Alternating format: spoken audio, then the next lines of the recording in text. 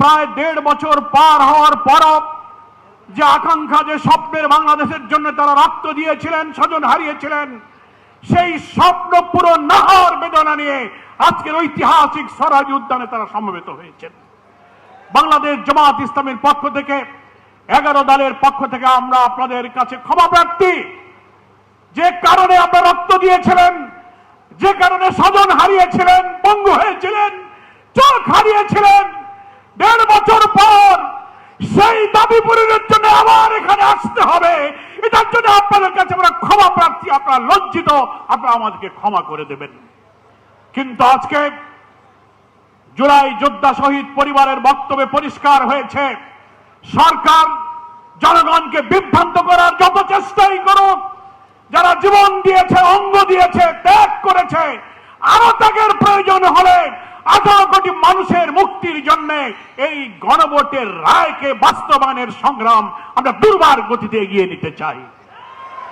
গণভোটের রায় অর্থ কি?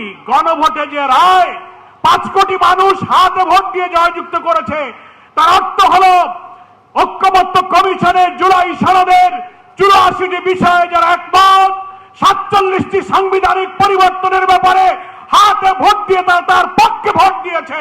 এমনকি প্রধানমন্ত্রী হার পক্ষে যদি ভোট দিয়ে থাকেন, তিনি এই গণভোটের রায় মানার পক্ষে হা বলেছেন।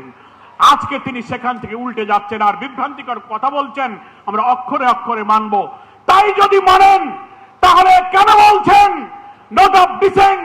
গুরুত্বপূর্ণ সাংবিধানিক 10টি ব্যাপারে আপনি আপত্তি করেছেন, যেখানে সমস্ত সাংবিধানিক পদ, প্রধানমন্ত্রী হলে তিনি দলের প্রধান থাকবেন না, কেয়ারটেকার সরকার পদ্ধতির ব্যাপারে একটি পয়েন্ট আপনি নোট অফ ডিসেন্ট দিয়েছেন, উচ্চ কক্ষে পিয়ারের ব্যাপারে নোট অফ ডিসেন্ট দিয়েছেন, চুক্তি এবং আন্তর্জাতিক সমস্ত চুক্তির ব্যাপারে 2 কক্ষে অনুমোদনের প্রশ্নে আপনারা ডিফেন্স দিয়েছেন।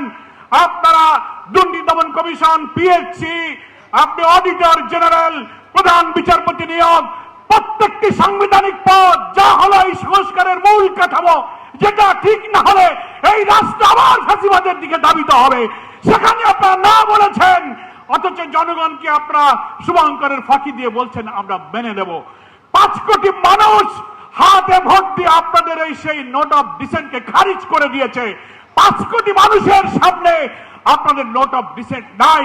গণভোটের ব্যালটে যে 4টি প্রশ্ন, সেখানেও নোট অফ ডিসেন্ট নাই। তার অর্থ হলো গণভোটের পুরা রায় আপনাকে মানতে হবে। তাই জুলাই আহত শহীদরা আজকে চোখের পানি ফেলে 1.5 বছর পর কেন আপনি প্রধানমন্ত্রী আপনার কাছে এই আবেদন সে জানাবে? বিলম্ব না করে পার্লামেন্ট চলমান আছে, এই পার্লামেন্টে আপনি সংবিধান সংস্কারের পরিষদের অধিবেশন আহ্বান করার সুযোগ আছে। আপনি ডাকুন, শপথ গ্রহণ করুন এবং গণভোটের ফলাফল অনুযায়ী সংস্কারের প্রস্তাবকে মেনে নিয়ে সংবিধানের তফসিল অন্তর্ভুক্ত করুন। তাহলেই শহীদদের রক্ত, এই আকাঙ্ক্ষা, আত্মদান তখন সফল হবে। তা না হলে আবার যদি রক্তাক্ত আন্দোলনের দিকে এই শহীদদেরকে ঠেলে দেন, জাতির কাছে আপনাদেরকে নির্মম পরিণতি বরণ করতে হবে, যেটা 5 আগস্টের বিপ্লব থেকে আপনাদেরকে শিক্ষা নিতে হবে।